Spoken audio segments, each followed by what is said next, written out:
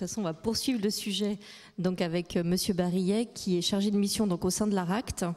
Et donc vous allez nous expliquer justement comment on passe donc de tout ce qui va nous être décrit par Monsieur Sagori concrètement dans les entreprises que vous rencontrez.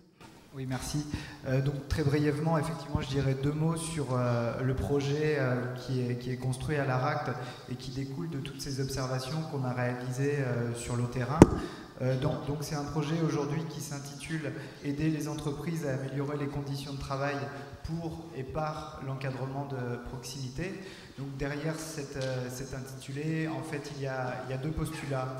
Le premier, c'est qu'on a constaté une population des cadres et des cadres de proximité qui étaient particulièrement exposés aux sources de stress. Ça a déjà été évoqué, on a parlé des rythmes de travail qui s'accélèrent et qui s'intensifient.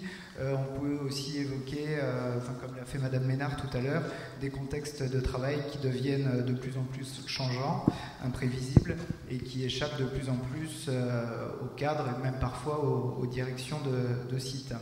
Et donc par rapport à tout ça, l'encadrant de proximité, de par sa position d'interface dans l'organisation, entre d'un côté le stratégique et puis de l'autre côté l'opérationnel.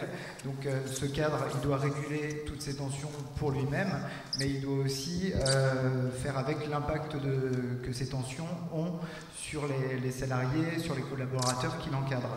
Donc il y a un double niveau de régulation à mettre en place pour l'encadrant de proximité, ce qui le met dans des positions souvent très difficiles. Et puis le deuxième point de vue qui structure ce projet, donc c'est la partie améliorer les conditions de travail par l'encadrement de proximité. C'est l'hypothèse qu'en améliorant les conditions de travail de l'encadrement, on va améliorer les conditions de travail des salariés. On imagine qu'un cadre qui voit ses compétences reconnues et valorisées sera d'autant plus à même de reconnaître les compétences de ses collaborateurs. Et puis, si on prend le problème ou l'idée dans l'autre sens, c'est de dire qu'il ne peut pas y avoir de prévention et d'amélioration durable des conditions de travail des collaborateurs s'il n'y a pas déjà un travail qui est effectué au niveau de l'encadrement pour limiter les sources de stress. Donc tout ce projet, on l'a construit autour de nos interventions en entreprise, et puis on l'a aussi étayé par un sondage qui a été réalisé par l'ANACT et le CSA, qui a été largement présenté dans cette salle au cours de la journée sur la qualité de vie au travail.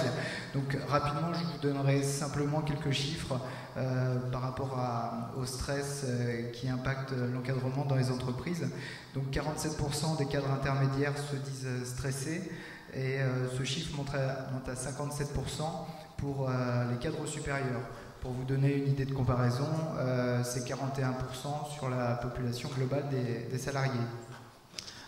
D'autres chiffres très rapidement, 40% des cadres attribuent leur stress à une surcharge de travail et 45% considèrent manquer de moyens pour réaliser, effectuer correctement leur travail. Pour ajouter, pour compléter par rapport à ces chiffres issus des résultats du sondage, il y a un impact fort de la complexité des organisations et de la taille des entreprises sur la qualité de vie des cadres au travail.